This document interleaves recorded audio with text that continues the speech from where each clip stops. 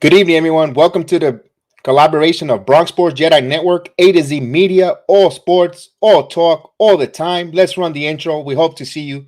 Let's get it.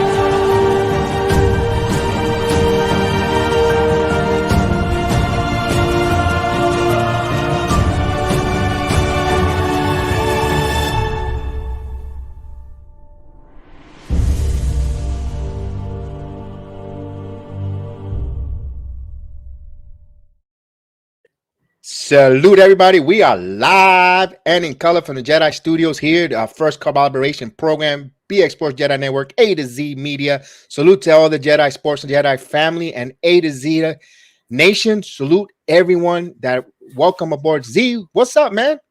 Not much, man. Riding off a high from my Cowboys, riding off a high from my channel, and I just wanted to thank you to the A to Z Media Network, the family over my channel, that for hitting me 11,000 views on my first watch along stream, and over 100 likes, doubled my subscriber count. And I don't, it's all about you guys, and it's all Kev helping me. I got a great team, and over there, and I got a great fan base. So I just wanted to thank everybody and thank Kev for giving us that, and everybody subscribe to both of us. We're doing this as a team. It's probably going to be a weekly thing, and I'm excited, man. I'm excited. What's going on? I want to salute James Ultra in the building, Caden and White Falcon. Salute, man. White Falcon, man. I heard the bad news of PG-13, but we'll get to basketball. We're going to talk about all sports, guys, so bear with us with we're going to start off with football and we're going to do basketball, but just bear with us, tolerate us a little bit, because we're coming off a big high on the football network yesterday from A to Z Media. They had 11,000 viewers, double their subscribers. So football on his content, on his channel, is going really good, but we got a lot to talk about the NBA. We're going to talk about the NBA in whole, so I am excited. But let's get the rice and beans out of the way so we can get into the main course, which is the NBA. But let's start off with the National Football League. A game that we saw. To me personally, and it's I call it the Septic Bowl. The Septic Bowl is the New York Jets against the Jaguars, because guys, unfortunately, I am a Jet Giant fan. So I'm going to talk a little bit about them. So tolerate it with me a little bit there. So shout out. Yes, indeed. So Z, yesterday afternoon, the Jets played the Jaguars yesterday. They got a squeezing cheeks victory over them. Salute to John Hoffner in the building. John did the Redskins. It's a football team, but no, they did not win. John was wonderful from one of our friends from the Canadian border. So salute to John from last night in the program with us. Zach Wilson Trevor Mhm. Lawrence, the 1-2 pick in the draft. What's your thoughts on that game before we get some numbers in? Well, I thought, both teams are going through a lot of turmoil. They've had a reputation of a little bit more poorly run organizations. No offense, Kev, but in my opinion, the team with the better head on their shoulders prevailed. I know they're both bad teams right now fighting for draft position, but the Jets have. I know you're not sold on Robert Saleh yet, but I think he's a really good young coach in the making. I think they got a better organization now that they've gotten rid of all the tumultuous people from last reign, and the Jaguars they just fired their head coach who just kicked his own kicker in the face. They got all sorts of stuff going on down there. They should have went for just the extra point instead of going for two a few times, and that cost them in that game. But the team that played better football as far as and was a more well-run organization that had less turmoil was the one that came out on top, Kev. I think both young quarterbacks are very talented. I think they got some building blocks. They just got to build around their quarterbacks, and they'll end up being good teams in the distant future. Yeah, you said it well said there. I just want to answer a question to John. John, who you got tonight? The Saints plus 20, plus 3.5, or Dolphins? I'll take the Dolphins and the over. I think they're going to cover. I think they'll win tonight. They're on a hot streak. They're 7 in a row. Coach Flores, I like it. Put your money on the Dolphins. Remember, bet with your head, not over your head, guys. I'm just a guy who watches sports. I'm not a guru, but if me personally, if I my free money, 3.5 point. I'll take the Dolphins. I think I like Tua by I think they win by 6-point victory. 24-17, somewhere around there. Yep, oh, he took the Saints. Okay. All right. You think it's going to be a closer game? He also took the Redskins last night. I mean, the football team last night. My apologies. Jones got me messing up. Plex server. Salute, Plex. Salute. Yes. Salute, Plex. How you doing? Back to the game yesterday, both guys pretty much almost evenly matched there. The Jets as a whole, as a team, they had 378 total yards on offense, 100 was passing, and 273 yards rushing. Me as a Jet fan, I love it. It's not the most sexiest, it's not the most prettiest. It could be boring. I watched the game. Yes, I'm one of the few that still watches New York Jet football. I had a split screen between the Septic Bowl and the Porta Potty Bowl between Philadelphia and the Giants. I love my Giants, I love my Jets, but I got to call it as it is. They were. It wasn't a pretty sight last night. But both games, I loved it. 273 yards rushing for New York. They averaged 6.3 yards per play on offense. They had 18 first downs. They were 4 of 12 on 3-point conversions and 3 of 5 for fourth down conversions. They only allowed 1 sack. They had 7 penalties for only 94 yards. They had 27 minutes of time of possession. Zach Wilson was 14 out of 22 with 102 yards. He had a touchdown. He also carried the ball for 4 times for 91 yards. He averaged around 22.8 yards running play, and he had a running touchdown. So salute G-Man in the building. Salute. Happy holidays, my main man G-Man. So the Jets, you saw that Michael Carter as well, 16 carries for 118 yards. Finally, the Jets got someone. I think it's been over 4 years that they have someone finally running over 100 yards and average 7.4 yards a carry. And they spread the wealth. They had Coleman run for 14 carries, 57 yards, 4.1 yards rushing, and Boston Berrios had a 104-yard kickoff return. He played really well. Like he's playing that he wants a job next year, and it showed. And for the Jets, they held Terrence Lawrence 280 yards, 26 out of 39 passing. Nothing right home about. They were 252 passing yards, 132 yards rushing for the Jaguars, a 5.4 yards per play. They had 27 first downs. There were 6 of 13 for third down conversion, and they actually were 2 for 3 for fourth down conversions, and they had only 1 penalty for 10 yards. So wow, for a team wins you games. That which they were close. They didn't win, but they were close there. And my take with the New York Giants. I mean, we'll get to the Giants in a moment too, because I know the big man G-Man is in the building, so we'll like to. I know he would like to hear what I have to think about the Giants. So at least what you have to think. I don't know if he wants to hear what I have to think. So with the Jets, I want to see how Zach Wilson finishes out the season, how does he look on offense? If he's making the right throws, the right reads, hitting his receivers in stride, and right now I kind of like the way the offensive line is helping him, and I only allow one sack, although a couple hurries. But one thing that shows really good line achievement is the 200 plus yards in total rushing for the running backs. That means they could ground and pound going into next season, keep the line intact, add a little sprinkles, and I like where we're going with that. Now on the defensive side, Zach, I like, our safeties are really raw, but they're playing, they're learning on baptism on the fire. Ever since they inserted, they've been playing a little more better. They're the cornerbacks.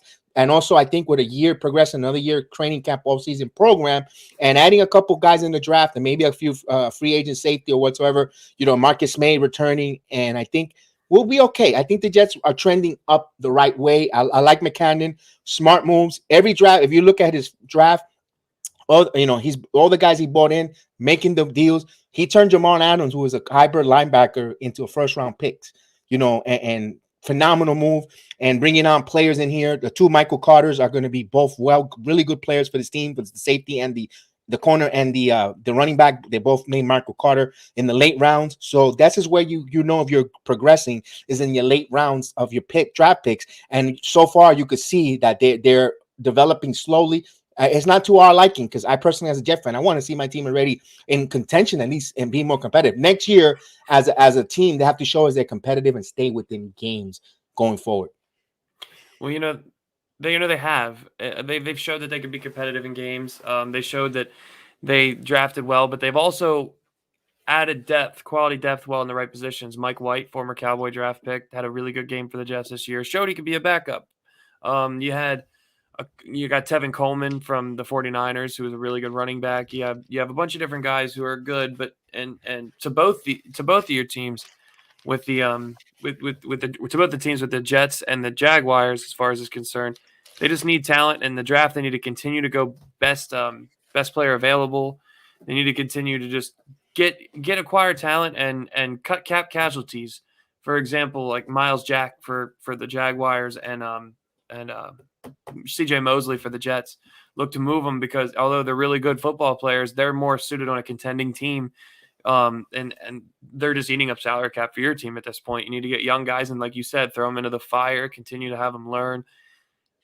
And it's I'm anxious to see how much time they give Zach Wilson and Saleh and the organization in New York to actually build something, because you hit on it. They're drafting really well. It's just going to take time. They always say, I always say, I don't know if they always say, but it takes 5+ years to build a dominant program, whether it's college, football, high school. You need more time than 2-3 seasons. So hopefully they give them some time. I'm glad you mentioned that. This is the second year of Douglas as general manager. He's got a 6-year deal with the Jets. And when he took the job, he, I think it was not Woody Johnson, the other Johnson brother, said, listen, if you're going to hire me as a general manager, I need 6 years. I need you to guarantee me 6 years, because I'm going to need that full complementary of time to build you something. The first year, we know it took a hiccup with Adam Gase and so forth. This is year 2. Saleh, the jury's still out. The only thing I want to see teams more a little more competitive, but they're showing progression later down the road. He's supposed to be a defensive guru, and the defense really stunk for the New York Jets. That's my only concern in that aspect. I think, Rule as the offensive coordinator, not bad, heading in the right direction. He's also young, first time as an offensive coordinator. Excuse me, LaFleur. I said Rule. I said LaFleur. So yep. I was thinking of Matt Rule. So LaFleur, the young Matt LaFleur, and I can see that he's a young head coach, and I hope that he learns second year, develop more. I think he's going to be more hungry to be more creative, more innovative. And I think the Jets next year, I think you're going to see improvement, at least competitive in more games going forward. Now, we talked about I guess not so good. We'll talk about, the ugly. We talked about the bad. Now let's talk about the ugly. I'm sorry. Big Blue. Big Blue is a little bit on the ugly side. It's reminding me of the 70s, the Giants in the 70s. Wow, dysfunction. They took, first of all, they took a defeat in the Porter Potty Bowl at the Meadowlands yesterday, 34-10 to the stinky Eagles, the manure eating Eagles. And the Giants, we have questions. The Giants are looking like as if they're going to get a new GM. They're, Joe Judge, of course, Willington Mara says he might stay. Give him the endorsement to return, which I think I'm okay with that. But you sure about that? I'm okay with Joe Judge. Let me tell you why. Okay. I think they're going to elevate the young assistant GM and rental manager. I escapes my name, and allow Gettleman to retire. Although Gettleman, be honest with you, does not deserve to have to go out gracefully with retirement. He should have been fired because his record as a general manager stunk. I think he's whatever 4 and something. He's terrible. He's just terrible. We could talk about Saquon Barkley being drafted, and that's another situation. I don't think you don't cut Saquon Barkley. Here's the reason: you let him go to the 5th year, because either way, it's going to be a $7 million cap hit. What you do is you bring him back. You want to incorporate him in the special teams, running pound back, or just use him third down. There's only $7 million. You could probably move him for that kind of money for 1 year and try to get a 4th round pick. Although you're selling him for nickels on the dollar. But in that case, just keep him 1 more year, let him go on to prove it. And one thing about Saquon Barkley, he's showing us that he's turning back the clock. And why? When usually you have the Achilles rupture, it takes 2 years of recovery in order to get back. Some players break the narrative, but it might need 2 years to recover for Saquon Barkley. Now, the quarterback. Enough with the Glennon situation. I know Fromm did not look at all good. The offensive line, it was atrocious. I think the Nate Solder experiment, he needs to go. I think they need to, this upcoming year in the draft, they got 3 first-round picks. If you're them, you really got to get some strong offensive linemen, and you need a pass rusher. And we'll break that down later in the future. I can't wait to break it down with Michigan and so forth. They have a lot of good players, offensive linemen, defensive tackles, defensive linemen that get to the quarterback. And they also need to beef up that offensive line big time, especially if they want to run the football. I think, we're an East Coast team. We need to run the football.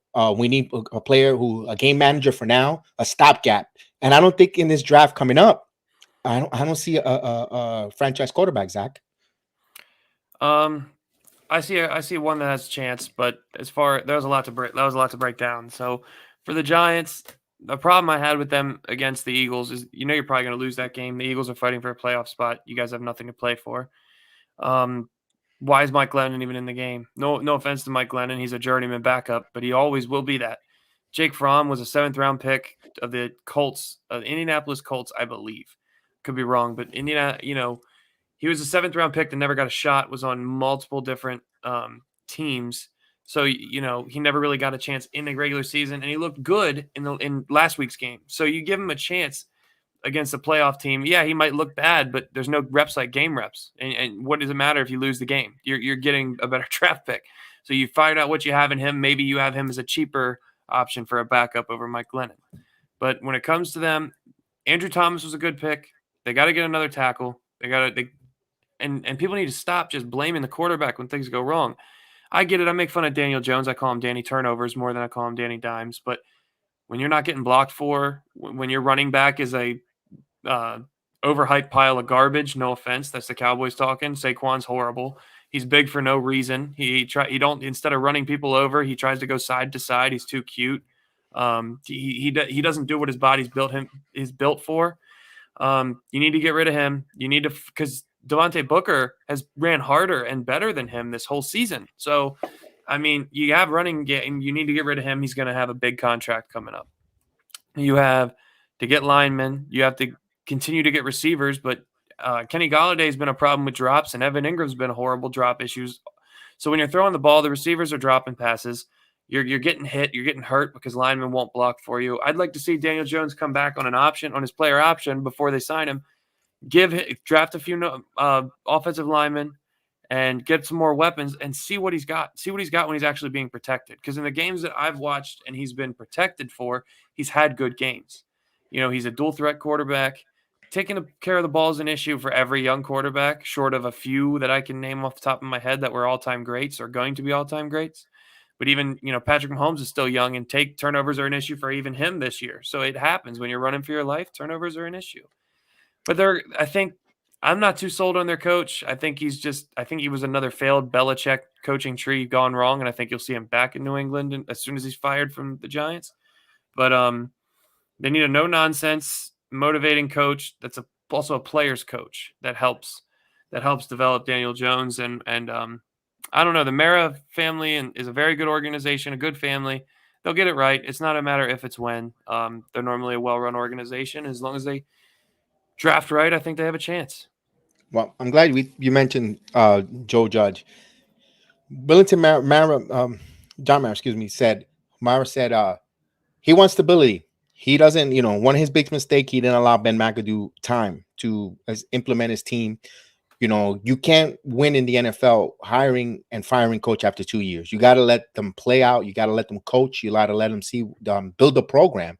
And if you keep changing, we've seen it with our New York Knicks, the changing of the quarter of the head coach, changing this and changing that every 2 years, every year. And all you do is you spin in a hamster's wheel of turd. And you don't want to be in a hamster wheel of turd. You want stability. You want winning.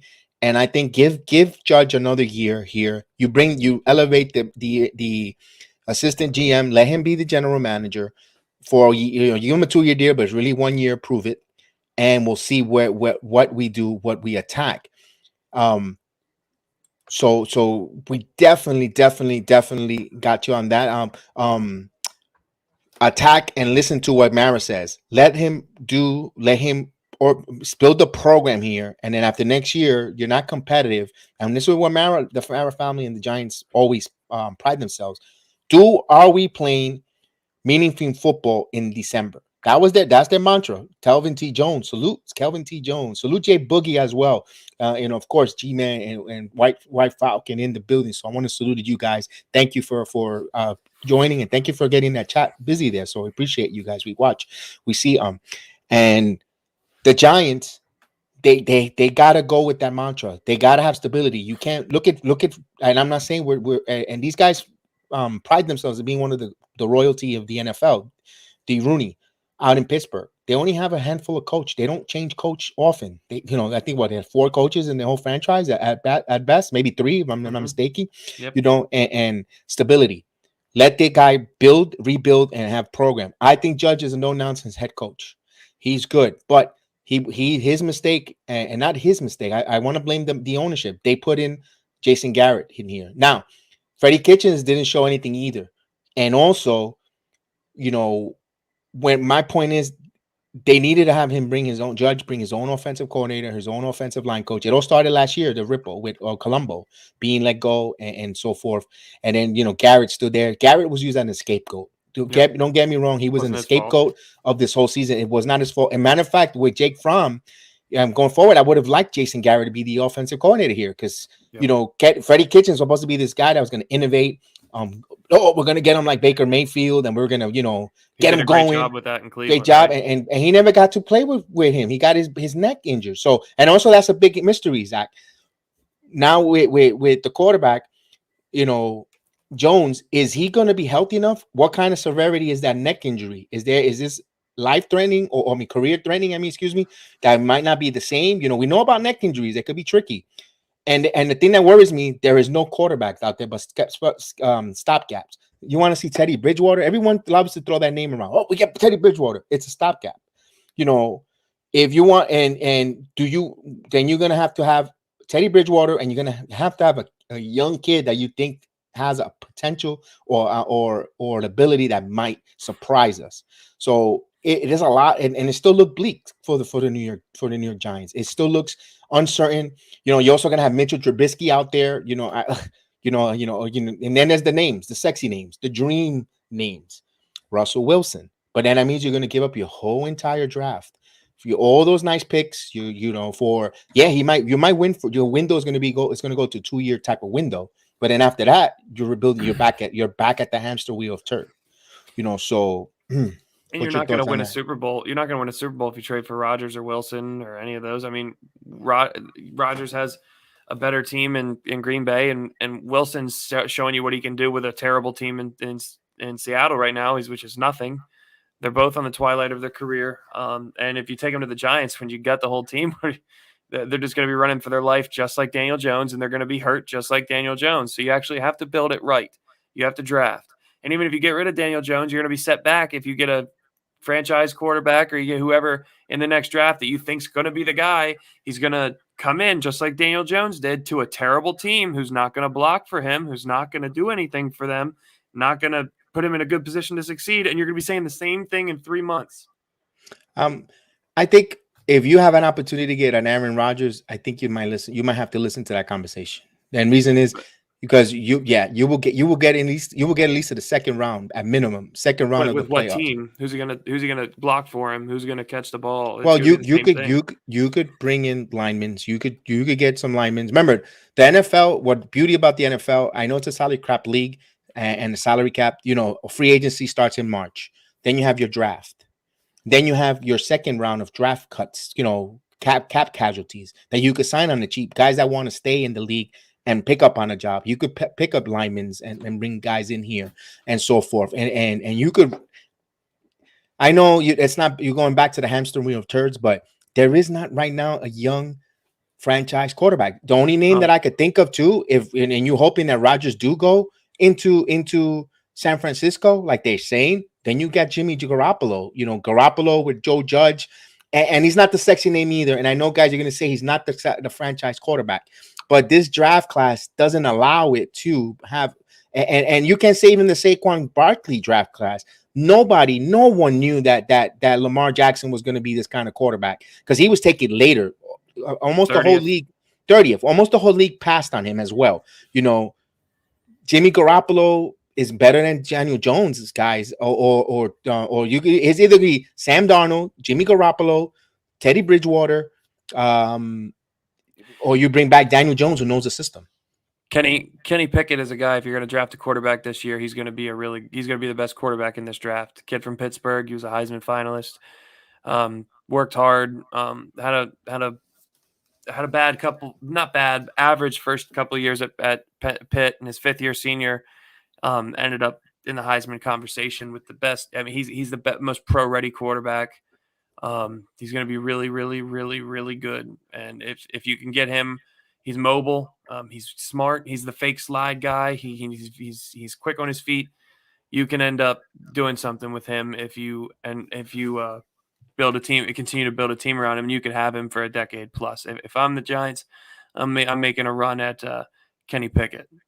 Okay. And also, I just mentioned Lamar Jackson. He has not signed an extension in the Ravens also. I'm not saying he's going to leave the Ravens. That's a ridiculous move. But he's also could be out there. You never know. I know I've told Giants fans, you do not want to take Lamar the young man in Texas. Deshaun Watson. Excuse me. Deshaun Watson. Stay away because there's a lot of illegal issues with him. We don't know. The league hasn't addressed it. If he's going to be suspended by, what's the situation? There's still a criminal investigation, civil investigation as well in the city of Texas. So great talent. If he didn't have the off-field problems, I wanted him for the Jets, to be honest with you. But it is what it is. So it sucks because we don't know who we want to see. I want to see the Giants back and be competitive. Give me some competitive games on the floor. It's and he's like G-Man said, he's a dumpster fire. No way, no how. Another thing you can do if you're a Giants is tread water, like you said, with a Jimmy Garoppolo. Get a guy that's a game manager that's going to not lose you a game. He might not win you many games by himself, but he won't lose you a single game by himself. And tread water until Cooper Manning's son comes out of the draft, Arch Manning, because that kid is, I think he's 2 or 3 years away, maybe 4, but that kid is dynamite. They're already saying he's going to be better than his uncle Peyton and his uncle Eli. He's already saying he's better than both of them. So, and the Mara family, of course, would love to have another relationship with the Mannings. And I bet you that's on Giants' radar as well. So they look for him to keep Daniel Jones around for another year or two and try to tread water the way they are and build a team around a Manning brother or a Manning family member that's comes to a team that's already assembled, maybe. Yeah, so you could see around the league, guys are really, really desperate for quarterbacks.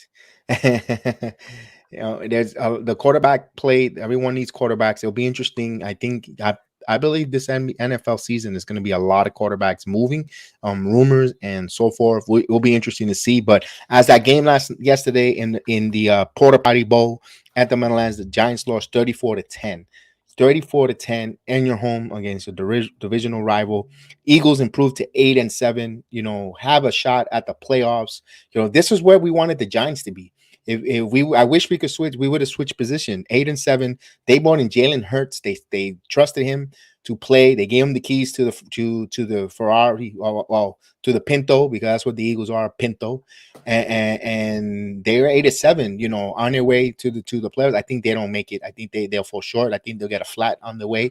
But wow, Philly 324 total yards, and they passed for only 194 yards passing. They ran for 130 yards. Nothing sexy. Got 17 first downs. They were efficient, 5 out of 13 from three down conversions. They gave up a sack. Jalen Hurts, nothing sexy. The numbers don't say what the heck happened to the Giants, and it's just because we had terrible quarterback play. You would Jake Fromm only had 25 yards passing, 25 or 53 yards passing around there. It was terrible. It was just bad. It was bad. I had the split screen. I kept more an eye on the Jet game, and it was hard to try because, my God, that was a rough game. Salute to everyone that was at the watching that game live in Philly. That was just took football back years. Football back a long time, and this is what gets us frustrated because Giants are hard to watch, and you'll see other teams bring in their backup quarterbacks, and they move the freaking ball up and down. You had Josh Johnson moving the ball for the Ravens, and he was on the Jets practice squad. It shows that it's the scheme, it's the offensive system or the play calling, because if backup quarterbacks from other organizations that were in practice squad come in from the street and able to still move the ball around and look good, there's something going on in the offensive scheme coaching wise. Yeah, and like it's more than that. And to touch on the Eagles too, I wanted to give them some props. When you talk about since week 8, they've been leading the league in rushing yards a game. And you got Jalen Hurts, who was a really good game manager at Alabama and opened his game up in at Oklahoma when he transferred. You have a team that's built perfectly around Jalen Hurts to make the playoffs. You have a good defense. I wouldn't say great, but they have Darius Slay from Detroit, who's done better since he's been traded there. You have and Kyle Sheridan. Salute to the chat. I had just talked to Bronx about inviting you on, so let's post a link there, I'll get the link sent to Kyle.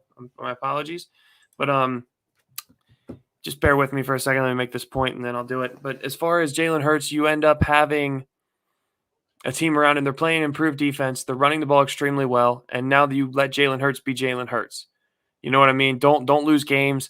Run if he look good through your first 2 reads. If it's not there, dart off into the second level and get some yards and get first downs. And they've been doing that. They've been beating good teams. They've been beating up on bad teams, as they did this week. No offense to the Giants fans. They're a terrible team. But it's been good to see, because it's not just one team in the NFC East this year. The Washington football team's been competitive. The Eagles have been competitive. I ain't gonna speak about my team yet, but we all know. As regardless of what it is, at least the NFC East is competitive, and I think the future is trending up for every single team in the division. The Giants just have to make a few critical choices and critical decisions that might not be the easiest decision. It might be the hard decision, but in the long run, it'll be the best decision. And this draft is very important for them. They have a lot of draft picks. They have they gotta, one thing is they have to really collaborate and see what system they want. That's why I want to keep them in their right place. RT Basketball, salute. And speaking of the NFC East, we want to, and yes, I know I am a Giants fan, but I'm going to say it. Congratulations to the Cowboys of winning the NFC East title. As we saw last night on A to Z Media, phenomenal job. He did the watch along. I helped him produce it. We did the watch along. Phenomenal, excellent. 11,000 plus viewership, double his subscribers. We see RT Basketball, part of that network. We see many others that are joining us tonight from his channel. They're the A to Z Nation. They're the A to Z Nation teaming up with the BX Sports Jedi family. So it's wonderful to see both our families together talking football. We're going, guys. We're going to talk about football, then we're going to go into the basketball, then the Major League Baseball. So we're going to cover everything in a nutshell, but we're not going to be too long on winter. We want to keep your attention and we want to make sure that you're entertained. But hopefully we'll get Kyle in and we'll like to get his football perspective about his Patriots. But before we go forward, before we get let's talk about your Cowboys 50-14 dropping of the Washington football team. Zach, it's all yours, my friend. And if I can, just wanted to say real quickly, and as Kyle comes in, hello Kyle, how have you been? Good to see you. But you know, I just wanted to say for everybody that's, you know, thank you again for the 11,000 views, for doubling my subscriber count, for helping me reach milestones I never thought was possible. Thank you, Kev, for producing. Thank you, everybody, for just helping me out. But at the same time, I wanted, while we have some time, go follow Kyle at KS Realm Kyle on Twitter. While we're here, go follow A to Z Media Network for people on Bronx Sports Jedi's platform, and for people that are tuning in from me and that are going to be tuning in. Follow them both, subscribe to them both. Also talking with KPG, other great Cowboys fans, great channel, great content. So salute to them. But as far as my Cowboys go, man, we did what I thought it was a trap game. I thought it was going to end up being, since they found out about a half hour to 45 minutes before the game that they had already clinched. Thank you to the Las Vegas Raiders. I thought they were going to come out and lay an egg and be the normal Cowboys when there's no pressure. They come out slow. They did not. They did not come out slow right away. Diggs got another turnover. Then we started moving the ball. Dak looked great. 4 touchdowns in the first half, 300 yards. Threw the ball 40 times in the first half, which I don't like. But even when we ran the ball, we were effective with Zeke and Pollard both. It's a good game to rest everybody, and it's a good game to continue to keep Zeke, Pollard, Dak, and the crew fresh come postseason time. And the defense looked excellent again, as they always do this year. Good job there. And also, you scored on special teams. Remember, block punt for a touchdown, winning in all 3 facets. Let's bring in Kyle. Salute, Kyle. What's going on, my man? What's up? I'm happy to be here. Congratulations on an amazing Dallas Cowboys watch along. Thank you, sir. I mean, what a game to watch along. Yeah, what a good first watch along to pick, right? You know, we got a big guy touchdown. That's a W for everybody. I don't care who you're a fan of. Anytime a big man score, we had like 4 this weekend. Yep. It was Marcus Lawrence and Terrence Steele. It was a great weekend for you. Yeah. It's still, what did I tell you though when we did our first stream on you were the first stream on A to Z Media Network with me. What did I tell you about the Patriots? They're going to be a playoff team. Yeah, no, I said this recently. If we just make the wild card, hell, if we make the divisional, I'll be happy, because I don't expect us to have making the Super Bowl. I don't expect us winning the Super Bowl, because I think we're still getting into that rhythm. I still think we're still trying to figure out who we are, and I think we still need more pieces. I think we need an established wide receiver 1. I think we need more depth at corner. You know, we got banged up. We lost Jonathan Jones, and that was big.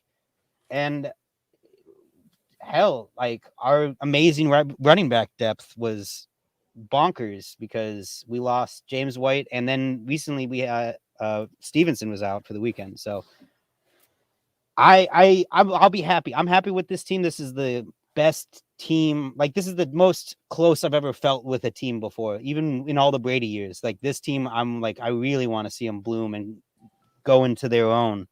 But there are a lot of teams that I'm rooting for in the absence of a Super Bowl for the Patriots. You know, Cowboys would be cool because my dad's a fan. Bills would be great because they need one. Bengals would be fantastic. I think that'd be amazing for them.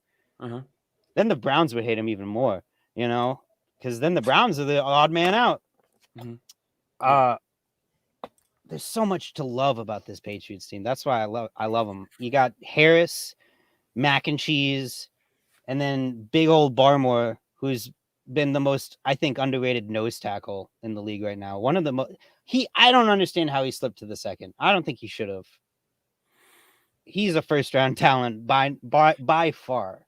Well, you had Kinlaw and you had a bunch of other guys that were just higher graded at the combine. That's why they ended up, you know, grading out over Barmore. But I knew he was going to be something special as soon as I was watching tape and pay attention to the combine. Also, let me ask you Yeah. this, Kyle. yeah. Going forward, this yesterday's game. Give us a recap of yesterday's game. Did Okay.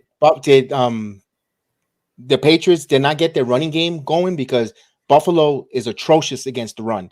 And I thought Belichick was going to first matchup, or was it an adjustment from the Bills from the first matchup in that terrible cold weather and I think it was like a snowstorm.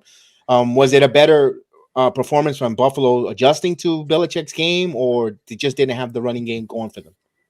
We had the running game. That's the problem wasn't the running game. The problem was we didn't put more effort. We didn't. I wanted another 3-throw game from Mac Jones. We had Damian Harris. The man had over 100 yards and 3 touchdowns. The running game was great. What we didn't have was a commitment to it. And I in part blame I blame McDaniels. I think he's playing far too conservatively. I think he needs to be aggressive. When we went for it on 4th down, I almost didn't believe it, because we never do. And Mac Jones is going to have rookie games. It's inevitable. I think this was a rookie game. His accuracy was off. We also did not have a lot of our receiving room was just down. And the Bills are a great team with a running game that is, Josh Allen can't be your best runner on that game. All right. Yeah, But sorry. no, you're good. And 1 first down. They were 1 of 10 from 3 third down deficiency of conversion. Ugh. God save the AFC East if the Bills end up getting Kenneth Walker out of Michigan State. They get him, they have a legit running back, and then they can just build up that front line, and they'll be scary because Diggs isn't going anywhere, and Allen has really come into his own. This was a game that was close, and it should have been closer, because we know we can keep up with them. And I'm gonna say I'm really sad about Harry. Harry showed a lot of promise. He was amazing in the run game, but you can't keep a wide receiver that's just good at blocking. You got to keep a wide receiver that can do both. And I gave him a shot. I gave him a shot with Brady, with Newton, and now with Jones. And it's not the quarterback not giving them ball. It's not, ball placement. It hit him in the hands. Wow. You can't I wanted him to catch it. I wanted him to have a breakout game so badly, and it just wasn't there. And defensively, we got to let Dante Hightower go. It's his time. Okay. He's getting old. He's getting slow. He's not making tackles. I think Jawan Bentley can step up. I think we can find. I mean, we got McGrone, who's been on IR, but I think he can really. I think we're good. Belichick will always find a way to get good linebackers. I think Bentley. I think Hightower's got to go. I don't think Mills is the answer. I think he's a good depth player, but I think he really needs to be on that 3rd position. Keep him in zone. He's better in zone. And, injuries didn't help us. But at the end of the day, they were way better in every phase of the game. We were given chances, but we did what we have been tending to do, which is we shot ourselves in the foot. And we kept trying to run, but we kept shooting. There were some calls I would have liked back, but that's not even a Patriot issue. That's a league issue. There have been some bad calls in non-Patriot games. I mean, I can't even be that upset because as much as Patriots hate the Bills, I love the Bills because of my mom, and I want to see him win a Super Bowl so badly. So I'm glad at least we made it look close. We made it seem more like a game, and it was competitive. It was not. We weren't the football team. We were not the football team. We weren't getting destroyed. That was unfair. After the 2nd quarter, I'm like, stop it. Just stop the game. Hey, let's calm down now. But kudos to Mac Jones. He was 14 out of 32, 145 yards. But they passed 32 times. I mean, wow. We only ran it 27. And Harris, Harris had 18 carries, 100 yards, 5.7 yards per carry, man, 3 touchdowns. I don't understand where McDaniel's head is at, because in my mind, if we're inside the 10-yard line and we're in there, it has to go to Harris. I don't care if they even know that it's going to go to Harris, because we just run it up the gut, because our interior line, our guards and our center, nothing is going to get through them. we got Jacob Johnson, which I believe is pronounced slightly differently, and so I'm just gonna. I think it's Jacob Johnson. Jakob, maybe he's German, and it's cool. Probably Jakob. He's a phenomenal fullback. We've always believed in the fullback, and you get a great power runner in Harris. I mean, it's. Why would you not? Like, why would you not run it when you need 10 or less, like 9 or less yards? Like, I'd run it every time, and they did that without him. He had a catch yesterday. He had a catch yesterday for 9 yards too. Well, I mean, it's the same issue that I talked to you about the Cowboys having, is they try to get too cute when their team is a great running game, great offensive line, 2 great running backs, great defense, run the ball. You know, but we get it masked, we get it blanketed more because Dak's so good. Mac Jones is a rookie, so like you said, he's going to have those rookie games. But I think he's going to come into his own. But we have that running back depth that the Cowboys have. We have that, and all I want is for us to use it until we figure out what we're doing at receiver. Because tight end's not the issue. We got that solved. I'm happy with Smith and Henry, but it's the receivers. We need to get more, because Kendrick Bourne's good. Jacoby Myers is good. Aguilar's okay. N'Keal Harry's only good in the run game. And then after that, nobody. Gunner is a return guy, and Matthew Slater is a special teams player exclusively. Like, we need that standout number 1 wideout. That'll solve everything. Right. Was you and do you have a first round draft pick this year? Am I correct? How they look draft wise this year? Okay, and be interesting to see. I know who I want them to pick. I want them to pull a Bengals, and I want them to get an Alabama receiver.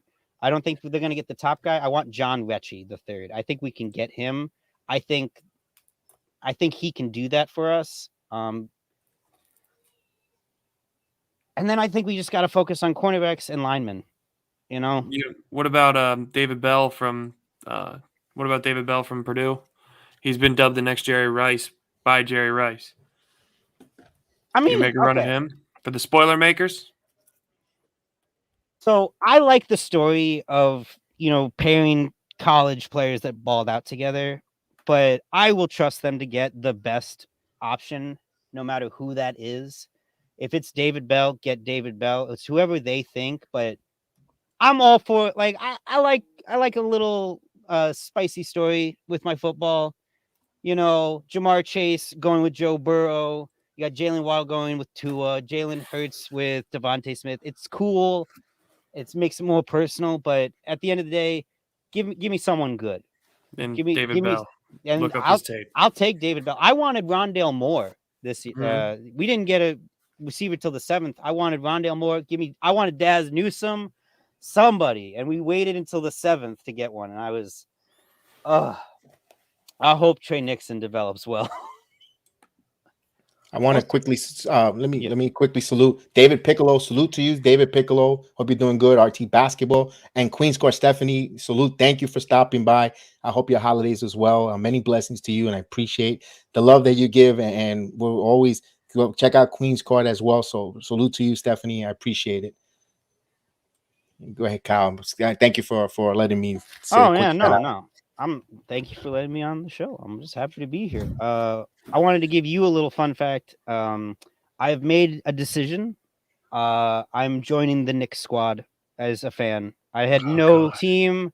Why would you do that to yourself? Because I've been watching. Welcome aboard. I've been watching a lot of a YouTube show, Knicks Nights, that's hosted by my boy Jigga, and the way they talk about the Knicks on there, it's so passionate and it's so logical that I'm like, I want to be a part of this. So now I'm looking at a jersey. I'm thinking I get Jeremy Lin. And that's the one, because that's the biggest name from when I was growing up. Right. I remember Linsanity. What a 2-week span that was. Well, welcome to the Knicks family. Hopefully the Jedi Sports Network. I do the watch alongs here. We do the play-by-play, and we also have the podcast as well. And I know Jigga Man's doing his thing there too. And fun fact, since I proclaimed it, we've gone 3-1. I'm thinking there's something. You're already saying we. Yeah, I'm already saying we. I hopped on the train and we went we're 3-1 right now. All right. Oh God. Are we gonna get a bing bong from Kyle? Oh, bing bong. Look Absolutely. at that, guys. We got a Nick converter here, folks. So just for that, we need to run the thumbs up because we got a Knicks converter, a new fan. So let's get that thumbs up. If you haven't subscribed to neither one of our channels, give us subscribe because this is breaking news. This is the Force, the Jedi Force, and the Jigga Man portal. Was it Frankie that convinced you? A little bit. A little bit. We had a talk on the side, and I was like, I'm really thinking about becoming a Knicks fan. He's like, you should do it. It's gonna be a struggle. It's not gonna be Is that easy. what he said? But they're good people, and I was like, you right. And Queen Score says, "Welcome to the pain."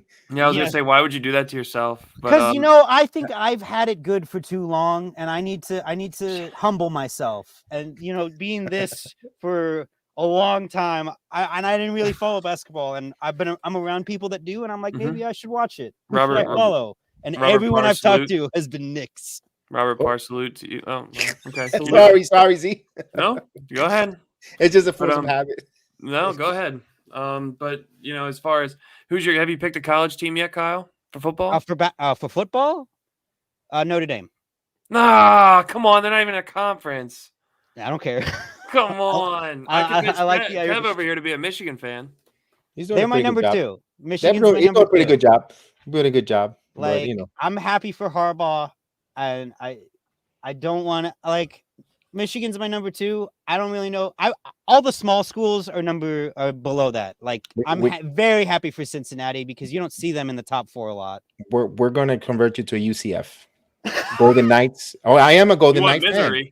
No, they're good. They're good. Trust me, they're going to be a top program in the nation. College basketball, you'll hate me for this. I've been a Duke boy for a while. Oh, that's okay. RJ Barrett, you're gonna like it because RJ Barrett for the Knicks. He's from Duke, so I know.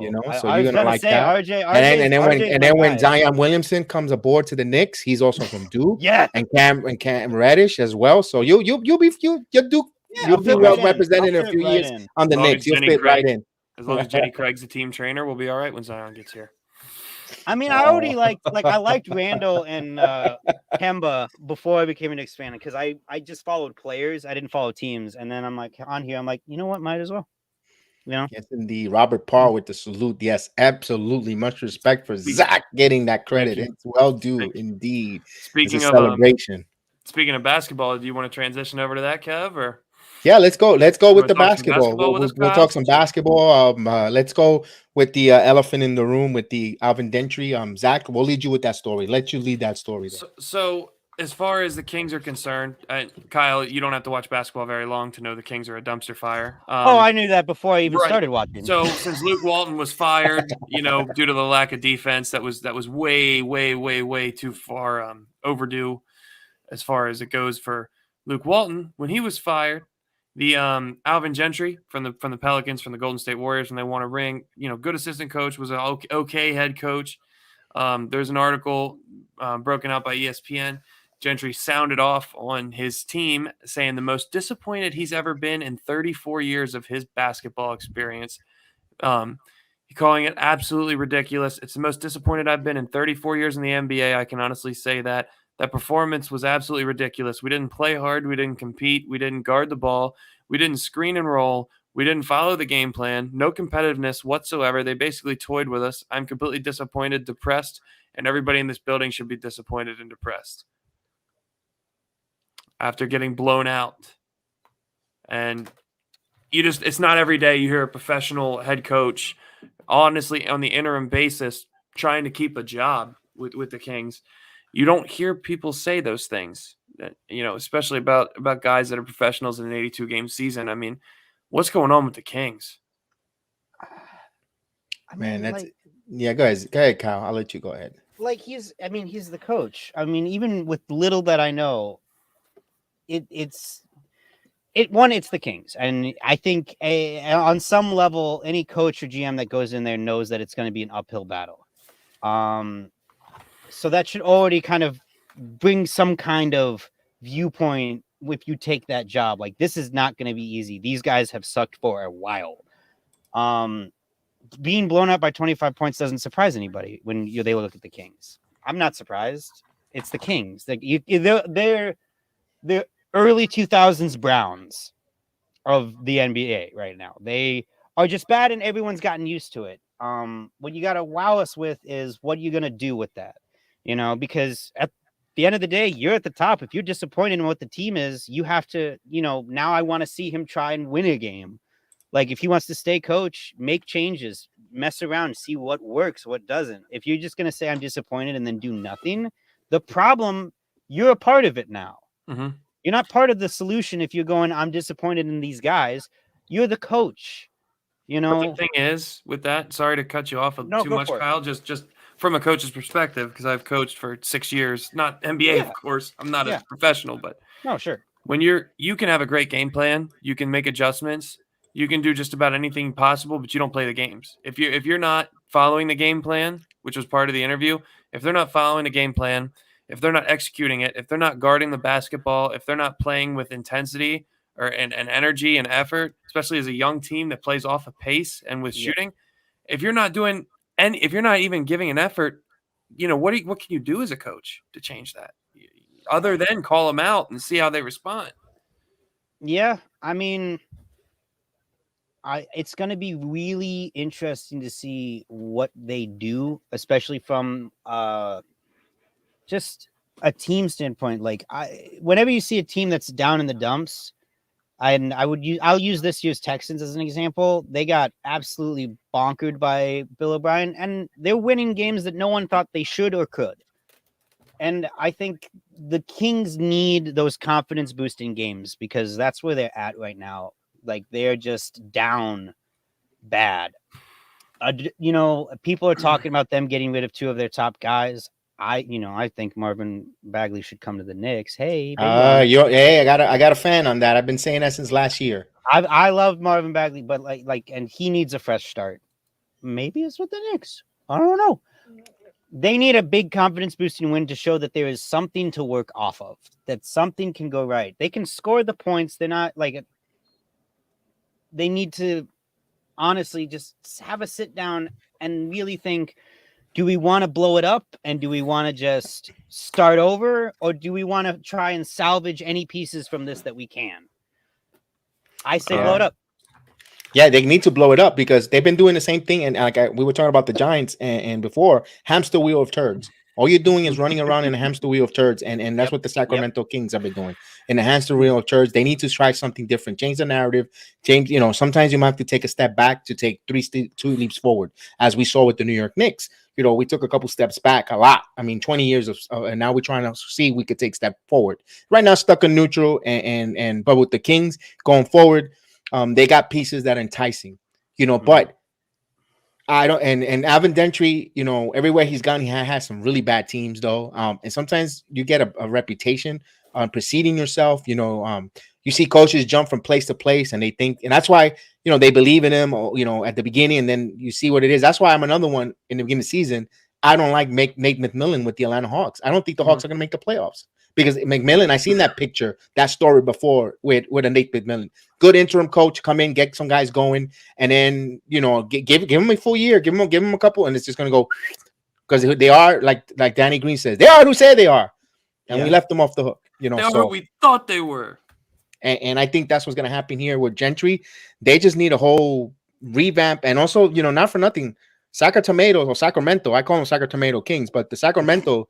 That's not on a sexy, place to go play and want to go move. Taxes are high as a head coach, want to live in.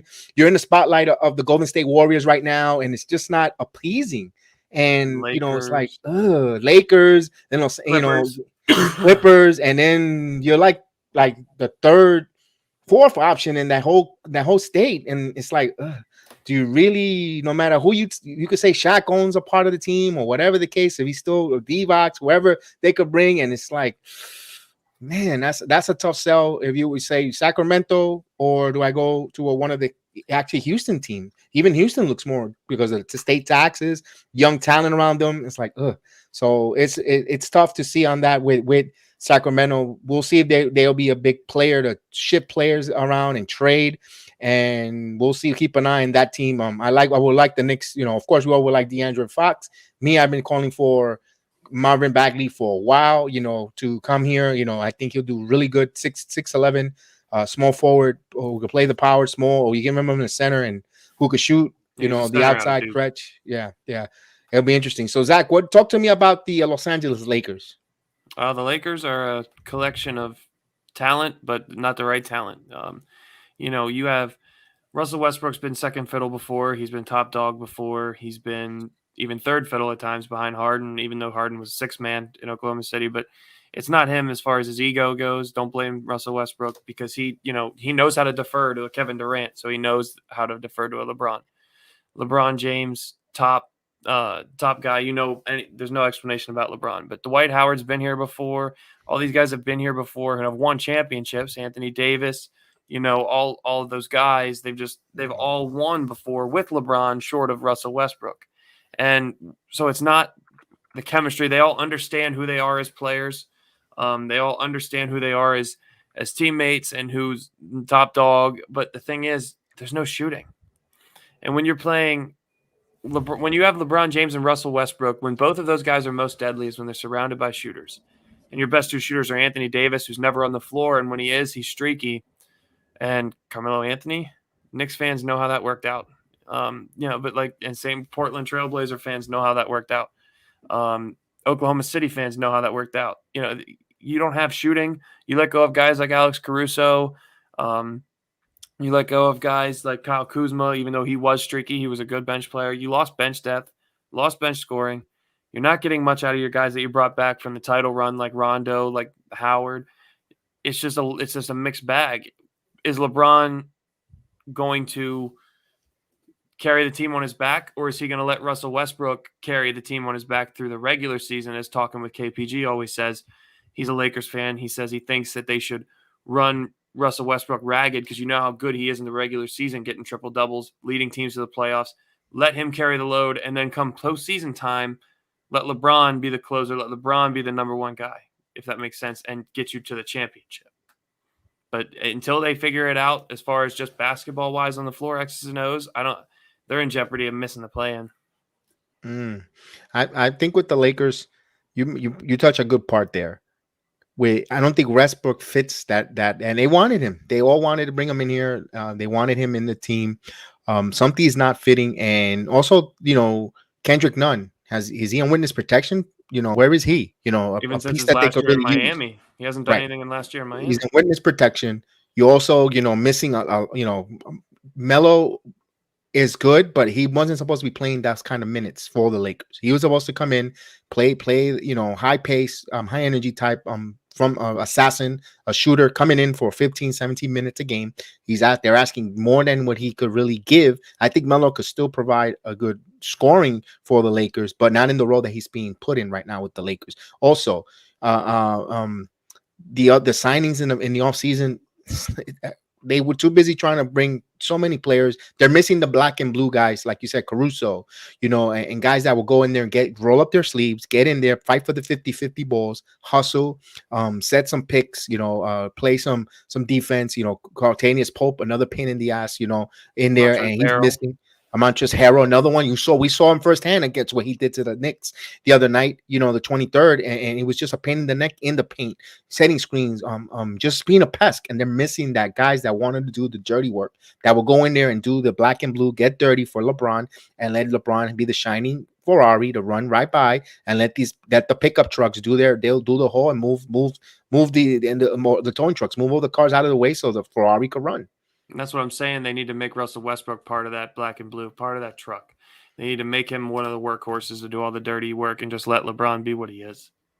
And let the rest of Anthony Davis be what he is. Because, Anthony Davis, his rebounding, he's terrible. He's a 7-footer, and he had a span of 12 games this year where he averaged under 4 rebounds a game. You're a 7-footer, and I know he can play on the perimeter, but when you can be as dominant of a force as Anthony Davis has been, you got to get your big body in there and get some rebounds, or you're worthless. There's an element to LA that I think, because I've seen a lot of anger on the benches on them towards each other. When you have that many good guys, when you have a super team, your expectations and especially with LeBron, you get you used to success, and if you don't meet that level that you know you can be, it's gonna build up this tension of whose fault is it.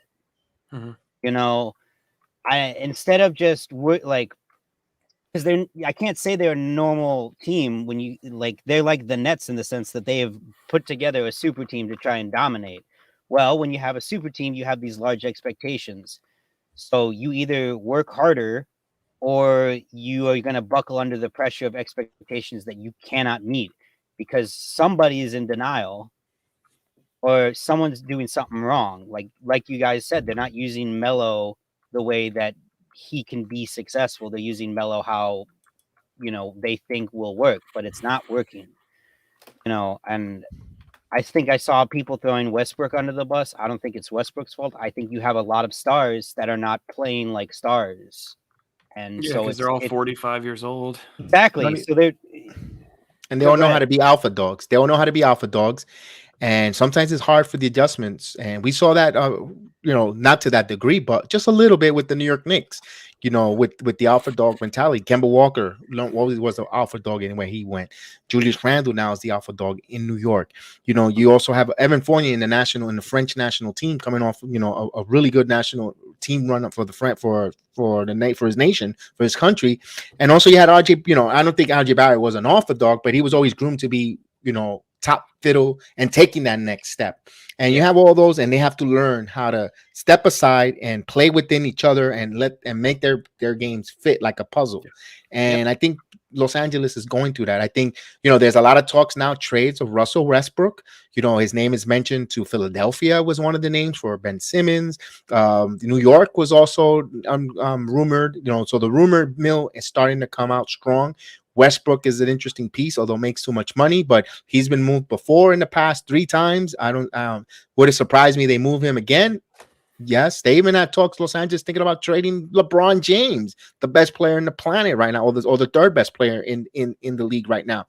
His name is up, and it's crazy times, folks. Yeah, I don't know anybody that would have. If you would have told me the season would have went this way to let's just say by Christmas time, I wouldn't have wanted to believe you. Like the way this season is shaking out has just been bad with all the COVID bull crap, with everybody in protocols, everybody missing games. You're getting to see Joe Johnson, 40-year-old Joe Johnson on a hardship. Who wants to see that? No offense to Joe Johnson, love watching him play in his prime, but who wants to see all these guys? Isaiah Thomas come back, really? You want to see the people that are playing. You want to see these teams play at the strength of their powers. Even being a Knicks fan, you want to see us go against a healthy Lakers team and try to beat them, or a healthy Hawks team and try to beat them on Christmas Day. This season has just been a bummer. It's been a clunker, and I think in this new year, 2022, this season needs to finish strong. And I think LeBron James and them, I think they'll eventually get it together to be in the top 6 and be in a playoff. I just don't think they're going to get to the finals. Oh no, I don't see a finals appearance for the Lakers. It's so much uphill battle. You got teams that are starting to play a little good, and San Antonio's put 144 points yesterday. They're I'm not saying they're going to be the world beaters, but right now the Golden State Warriors phenomenal record. G Money, the notorious G Money's Phoenix Suns playing well. There's a lot of good teams strong in the West. That the Lakers have to try to overcome and leapfrog. And if these guys can't figure it out, they before trading deadline and they stay as pat as it is. I don't see the Lakers getting to the NBA final. Could they make noise in the playoffs? Of course, when you have a LeBron James, anything is possible. Winning a round or two, and he could, we could tell he could carry a team. He could just empty the tank out and just put his team on their back and take them to a Western Conference final. And I think he'll run out of gas, in my opinion, if other guys don't step up. But anything is possible with that. And Right. Speaking of anything is possible, who in the world thought that on Christmas Day, 12 o'clock at the world's most famous arena, the Bronx native, Kemba Walker, will get the first ever New York Knicks triple-double. 10 points, 10 rebounds, 11 assists. On Christmas Day. On Christmas Day. Phenomenal. First Christmas Day triple-double in 52 years. Ooh, man. And go ahead, Cal. I was just going to say good for him. Because especially since I got integrated. A lot of talk of just Kemba's not playing up to that potential. Kemba's not, we brought him in and he's not playing like we thought he was going to play. And then he does that. Granted, his triple-double, like the points could have been more, but it's still a triple-double. He did just drop 45 points the other day in a loss to the Yeah. Wizards too. But which a fun fact about Kemba before you keep going. Yeah. He all-time history of the NBA. In the history of the NBA, he has his teams, Kemba Walker-led teams, have the worst winning percentage when Kemba Walker scores 40 points in a game out of any star. Like let's say second worst all-time is Bradley Beal with the Wizards. When Kemba scores 40 points, his teams are 5-21. That's weird. Just a fun stat to throw out there. I appreciate it. I like fun stats. I'm happy to see him balling out and playing to what we want him to be, but you still want the rest of the team to play what we think they're going to be. Because, like you just said, I don't think Kemba is the go-to guy for points, but I think he's someone that can help us win games. I think I was Mitchell, who I was kind of a little disappointed in. I wanted more. I wanted more out of him, and I think a big thing that was talked about was we need more shooters, especially from the three.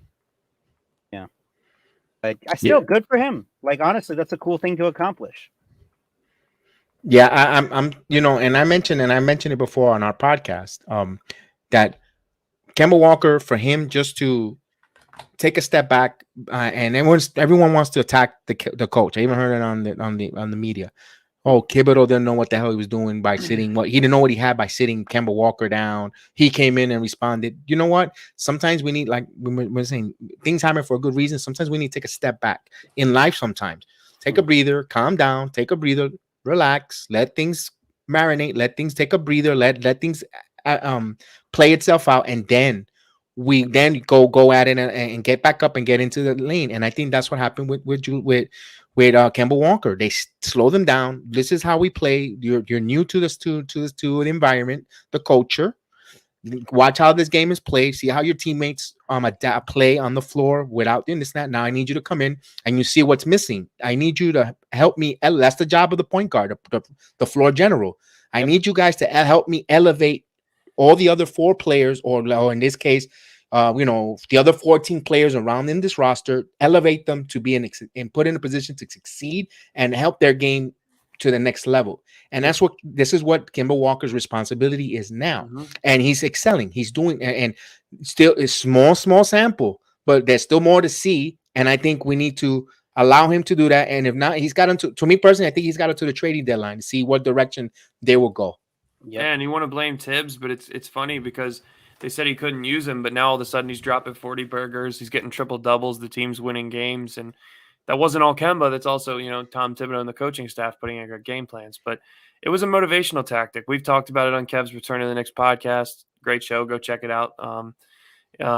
We talked about how it could be a motivational tactic. Tibbs benched him to, like he just said, slow him down, make him realize – because they were fighting at ends. And what also the point guard's job is to be an extension of the head coach, what he wants on the floor. So if you and the head coach aren't on the same page, you can't do your job as a point guard. You can't be that extension on the floor. And now that you see that he is, and he's having fun, he understands. Him and Tibbs are having great chemistry moments, high fives on the bench, just cheering each other on. Kemba looked engaged the whole time he was benched as far as cheering his teammates on, being a good teammate. They both handled it like professionals, and the team's better for it, but will we see it against better competition is my worry, because Kemba, as great as he is, he's a 5'11" point guard, maybe with heels on. He's a 5'11" just because he's that short. I know he's rated at 6 foot, but he's not 6 foot tall. And he has a small wingspan, and he's got a degenerative knee disease. He's not a good defender. He wasn't a good defender when he was in his prime. And now with his physical limitations, we need a defensive-minded team for Tom Thibodeau and for this team to be good, because that's what our predicate, that's what our identity was last year. And we need to play better defense, but I like the offense. I like how we move without the ball. I like how we played more of a free-flowing motion offense in recent games. The defense has got to get better. Trade for Marvin Bagley. He's another non-defender, but he would help with the offense. But score. With Marvin Bagley, you can't teach his size. Yeah. You can that size that'll fix some issues.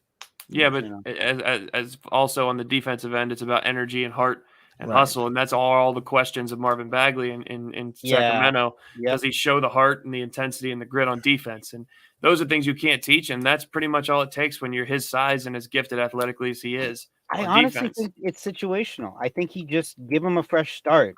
Give him I agree. give him Yeah, that and passion I'm for not against basketball. it. Get like I'm not against it Yeah. at all.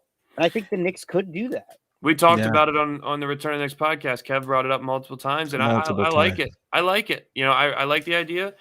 But and I also like the idea because you're not getting into Marvin Bagley for too much. He's an expiring contract. He's a Right. flyer. You keep him for the rest of the season, and if it don't work out, you can offer him a cheap deal. If it does, you can offer him a little bit more expensive deal or another 1 year prove it deal. Right. A lot of flexibility.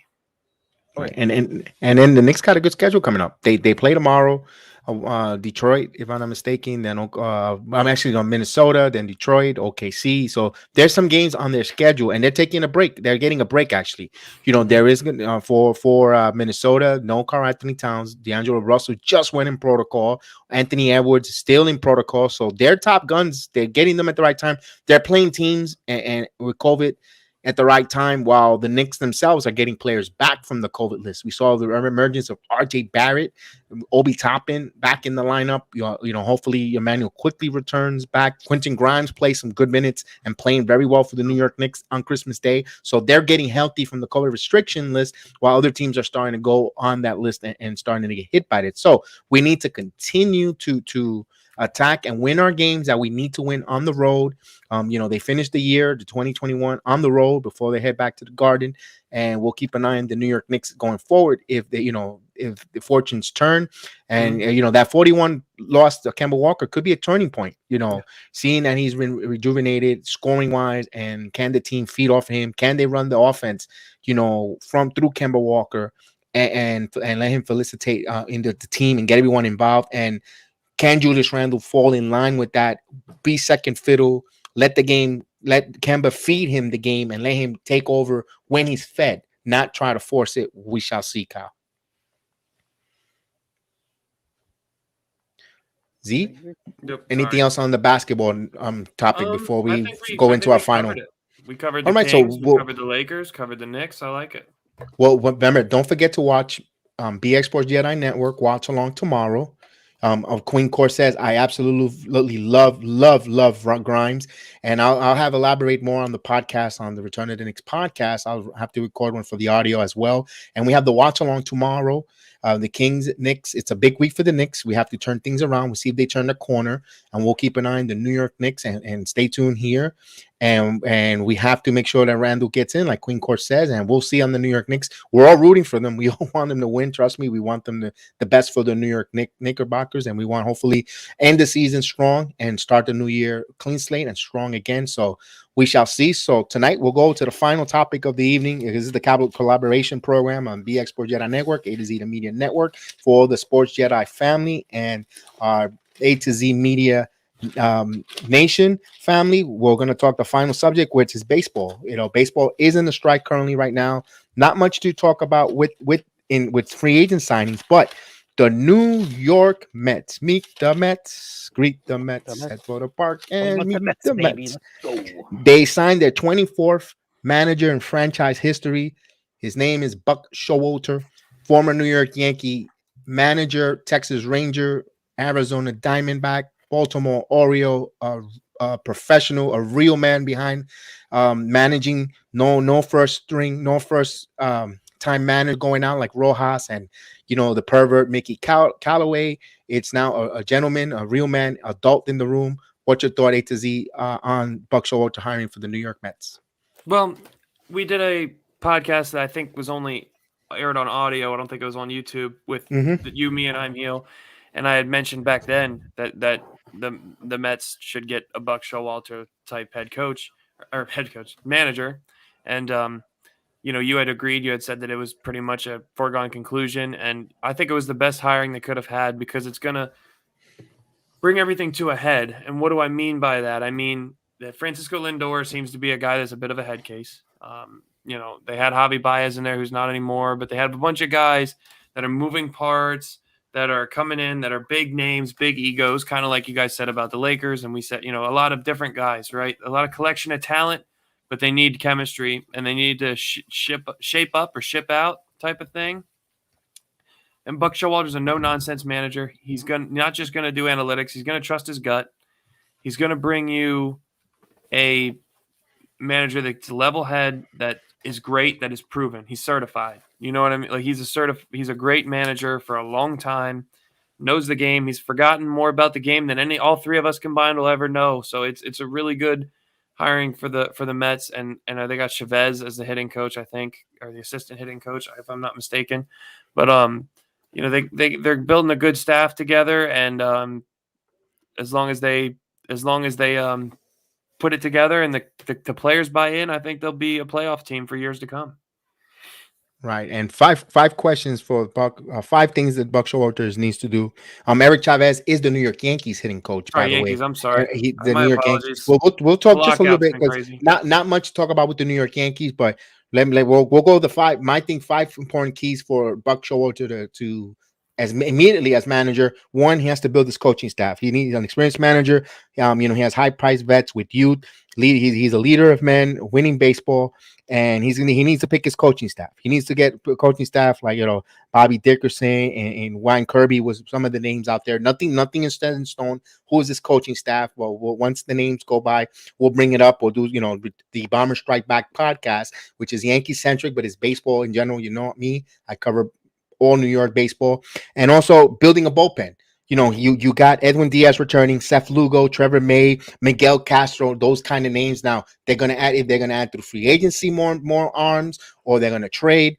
That's one of the second thing that Buck Showalter needs to do.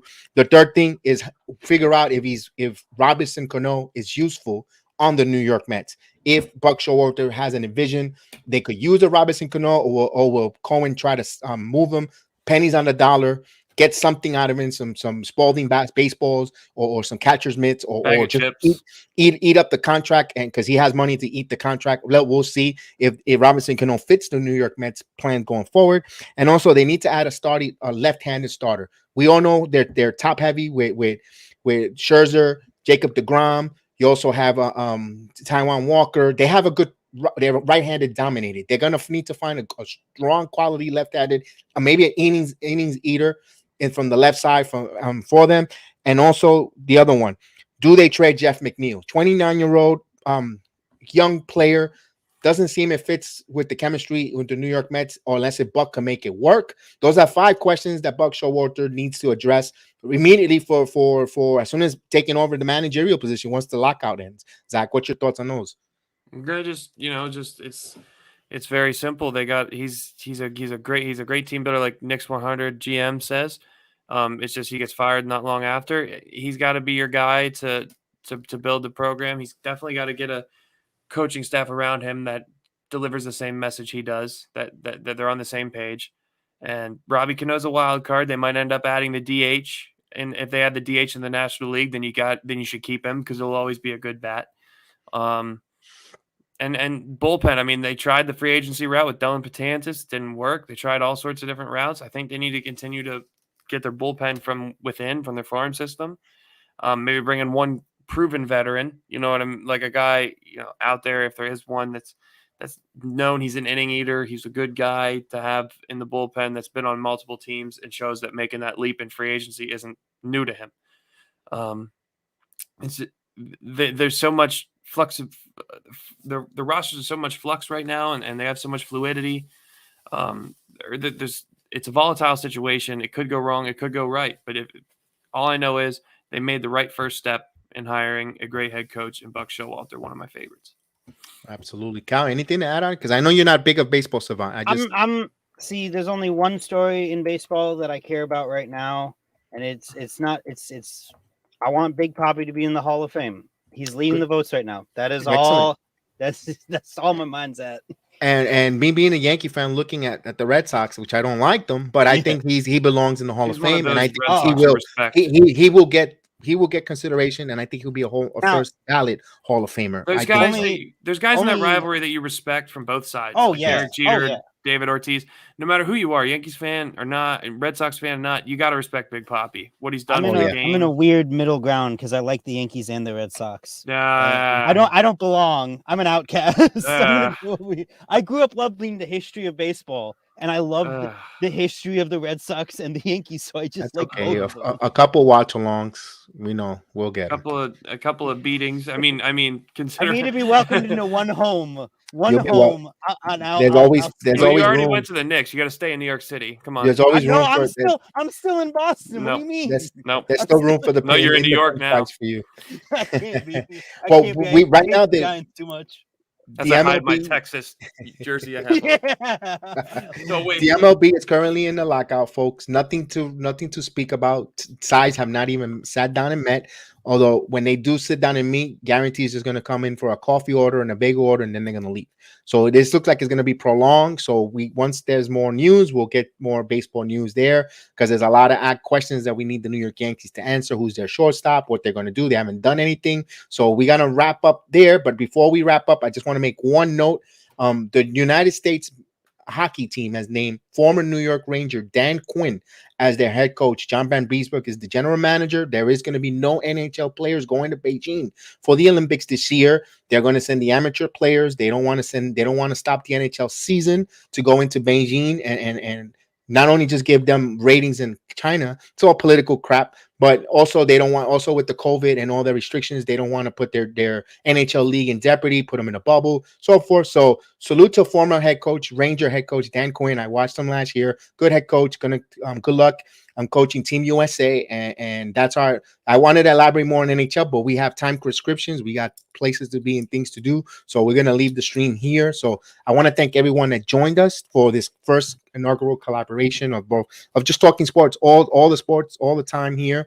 I salute to Stephanie Queen Squad Queen. I'm gonna get a hold of you so we could come on and do a Knicks round table with myself, Chef Dan, and Z, or whoever who has the time they're able to. And I want to have some. Actually, Chef Dan wants to have a round table discussion with you. He has an idea, basketball idea that I know you'll love with his idea. I want to salute GM Knicks 100. Cal, thank you so much for blessing our program and being a part of it. Always welcome to always come on and talk football. Now Knicks, come on to you want to do a watch along, just be there and laugh. You're more than welcome. You just got to hit me up. I'll send you the link. Robert Parr, the main man. Salute to Robert Parr, David Piccolo, Kelvin T. Jones, the mod cop. Talking KGP. Check them out. Talking KGP. Check them, my friends out. Our good friend. They're on my feature on my channel. Hit them up. Subscribe. We're trying to get them also up in subscription like ZACK. So don't forget A to Z Media. Hit those likes. Subscribe to this channel.